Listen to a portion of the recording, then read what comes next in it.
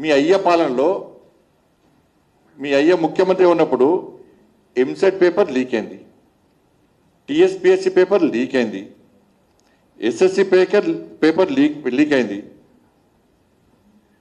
మొత్తం పేపర్లు అమ్ముకోవడమే. మీ కుటుంబం వీళ్ళ కుటుంబము మొత్తం పేపర్లు అమ్ముకోవడం, విద్యార్థుల భవిష్యత్తు నాశనం చేయడమే. మరి ఎప్పుడన్నా కేసీఆర్ రాజీనామా చేసిండా? నువ్వు రాజీనామా చేసినావా? గ్రూప్ 1 పేపర్ లీక్ అయితే నేను ఫైట్ చేస్తుంటే, గ్రూప్ 1 పేపర్ లీక్ అయితే దానికి వ్యతిరేకంగా ఫైట్ చేస్తుంటే ఎవడో 10th పేపర్ లీక్ చేస్తే వాడిని అసలు పడుకోక చేతగాక ఈ ఫాల్తుగాళ్ళు అర్ధరాత్రి నన్ను అరెస్ట్ చేసి 5 నిమిషాలకు ఒకసారి కేసీఆర్ అనే వ్యక్తి మందు దాగి ఫామ్ హౌస్లో మందు దాగి సిపికి ఫోన్ చేసి ఏడేడు దింపుతున్నావు, ఎక్కడెక్కడ దింపుతున్నావు, ఎట్లా దింపుతున్నావు, బండి సంజయ్ డ్రెస్ వేసుకున్నాడా, ఏ డ్రెస్ వేసుకున్నాడు, ఏ ప్రాంతంలో ఉన్నావు, రాత్రి అంతా దింపాలే, పోలీస్ స్టేషన్లో తీసుకురావద్దు, తెల్లారి జైలుకి పంపాలి. జైలుకి పంపారు. కోర్టు ఏం చేసింది? ఇది ఫాల్తు కేసు, ఫాల్తు కాళ్ళు పెట్టిన కేసు, ఇది దీనికి ఏం ఆధారం లేవని చెప్పి కేసు కొట్టేసింది. ముట్టికాలేసి కేసు కొట్టేసింది. 10th పేపర్ లీకేజ్ పట్టుకోలే, గ్రూప్ 1 పేపర్ లీకేజ్ వ్యతిరేకంగా నేను కొట్లాడితే ఒక రాష్ట్ర అధ్యక్షుడిని, ఒక జాతీయ పార్టీకి రాష్ట్ర అధ్యక్షుడిని, ప్రజల చేత ఎన్నుకోవడం పార్లమెంట్ సభ్యుడిని కనీసం గుర్తించకుండా గౌరవం ఇవ్వకుండా తప్పుడు కేసులు పెట్టి ప్రజల దృష్టి మళ్లించడానికి ఆ రోజు ఏ విధంగా చేసిండో, ఏ విధంగా జైలుకి పంపిడో మీరంతా చూశారు. అట్లాంటి ఓడియాలు వచ్చి ధర్నా చౌక్లా నువ్వు వచ్చేసిన ధర్నా చౌక్లో ఇందా ధర్నా చేస్తున్నావు. ఆ ఎన్టీఆర్ స్టేడియం ధర్నా చౌక్ చూసి నీ యాక్టివ్ చూసి నవ్వుతున్నాయి. వాళ్ళు కనీసం పుట్టినరోజు ఇవ్వాల. ఆ పుట్టినరోజున కనీసం అబద్ధాలు ఆడకుండా పుట్టినరోజు ఎందుకు చేసుకుంటామన్నా మనం? ఈ ఒక్కరోజున మంచిగా ఉండరా, ఒక్క రోజున దేవుని మొక్కరా, ఈ ఒక్కరోజు అబద్ధాలు ఆడక ఇవాళ అబద్ధాలు ఆడకుంటే ఈ జీవితాంతం ఈ సంవత్సరం మొత్తం అబద్ధాలు ఆడడానికి ఇవాళ మొత్తం అబద్ధాలు ఆడాడు అంటే జీవితాంతం అబద్ధాలు ఆడతారు. ఇవాళ నోరే అబద్ధాలు, ఆ కుటుంబమే అబద్ధాల కుటుంబం.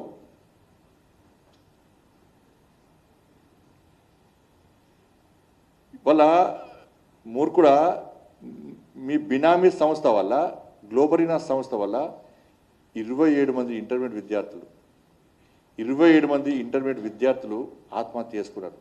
ఇదే తెలంగాణలో. నేను చాలామంది విద్యార్థులు శివాల దగ్గరికి పోయాను. నేను ఏమన్నావు అప్పుడు? కంప్యూటర్ తప్పు చేస్తే నాకేంది అన్నావు. మరి ఇప్పుడు ఎవరిని న్యాయ చేసిండేడా? ఎవరు తెచ్చినాడా? గ్లోబరీ అనేటువంటి మూర్ఖ సంస్థ వల్ల, మీ బినామీ సంస్థ వల్ల 27 మంది విద్యార్థులు ఆత్మహత్య, పసిపిల్లలు ఆత్మహత్య చేసుకున్నట్టు సిగ్గులేదు. వాళ్ళు కూడా జంజీ ఎప్పుడు ఇవాళ ధర్నా వేస్తున్నావు, జంజీలు ధర్నా వేస్తున్నావు. ఆ విద్యార్థులు అడగాలి, ఇది గల్లబట్టి అడగలుంటారు. ఇవాళ అరే ఫాల్తుగా 27 మంది విద్యార్థులు చనిపోయారు నీ మూర్ఖత్వం వల్ల, నీ బినామీ సంస్థ వల్ల. మరి దాని గురించి ఏమంటావు? టీఎస్పీఎస్సీ పేపర్ లీక్ చేసినావు, దాని గురించి ఎందుకు మాట్లాడతలేవు? ఇవాళ 10th పేపర్ లీక్ అయింది, దాని గురించి ఎందుకు మాట్లాడతలేవు? ఇవాళ ముసలి కన్నీరు కారుతున్నావు. ఈయన కట్ట ఢిల్లీలోనట విద్యార్థుల ఆందోళన కళ్ళ నిలొచ్చినాయట. నీకు మానవత్వం లేదు, మూర్ఖుడి నువ్వు, నీ కళ్ళ నిలుస్తాయి.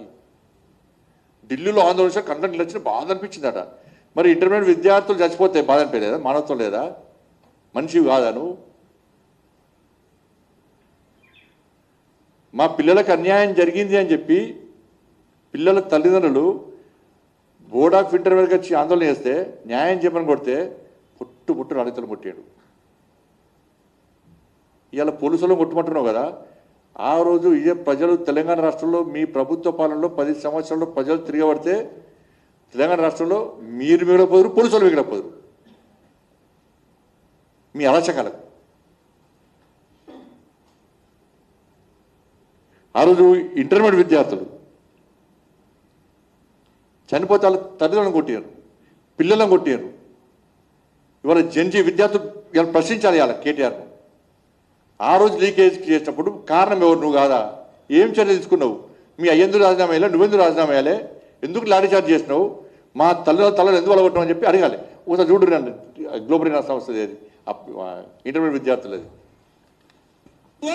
వాళ్ళు చేసే తప్పుకు మా పిల్లలు బలైపోతున్నారు. దానికి సమాధానం లేకుంటే విద్యాశాఖ వాళ్ళు ఎవరు లేదు. ఫస్ట్ ఇయర్ 81% వచ్చింది. సో నేను ఇప్పుడు సెకండ్ ఇయర్ కంప్లీట్ అయితే మిగతా అన్ని సబ్జెక్ట్స్ పర్లేదు, చాలా బాగా వచ్చాయి. ఓన్లీ మ్యాథ్స్ 2Bలో 16 వేసి ఫెయిల్ చేశారు. ఏంది ఇది? అసలు రావాల్సిన ఆయన ఏరి ఫామ్ హౌస్లో కూర్చుంటే ఎట్లా బయటకు వచ్చి చూసుకోవాలి కదా స్టూడెంట్స్ని. 17 మంది చచ్చిపోతే ఏంది పరిస్థితి? ఇప్పుడు ఇక్కడ లోపలికి వెళ్ళనిస్తలేరు అని ఇంకో ముగ్గురు కూడా చనిపోతే ఎట్లా? ఏంది? ఏం చేయాలి మేము దీంతో? మీకు చేత కాదని చెప్పుకుని పని చేయడానికి పక్కకు జరుపుకుని మీరు వేరే మంత్రిని పెట్టుకోండి. మీరు మీకు చేత కాదు, మా బతుకులే కాస్తారు.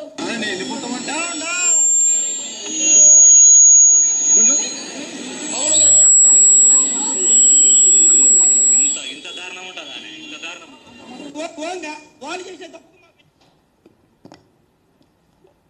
ఇక రాష్ట్ర ముఖ్యమంత్రి గారు శుద్ధ పూసలకే మాడుతున్నాడు. రాష్ట్ర ముఖ్యమంత్రి గారు, నువ్వు ముఖ్యమంత్రి అయినాక 2 ఏళ్లలో 10th పేపర్ లీక్ అయింది, హిందీ పేపర్ లీక్ అయింది, గ్రూప్ 1లో అక్రమాలు జరిగినాయి.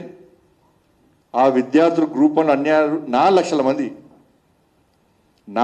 మంది విద్యార్థులు నిరుద్యోగ యువత ఇవాళ రోడ్ల మీద తిరుగుతున్నారు. పాపం గ్రూప్ 1 విద్యార్థులు 4 లక్షల మంది దాదాపు కోట చుట్టూ తిరుగుతున్నారు.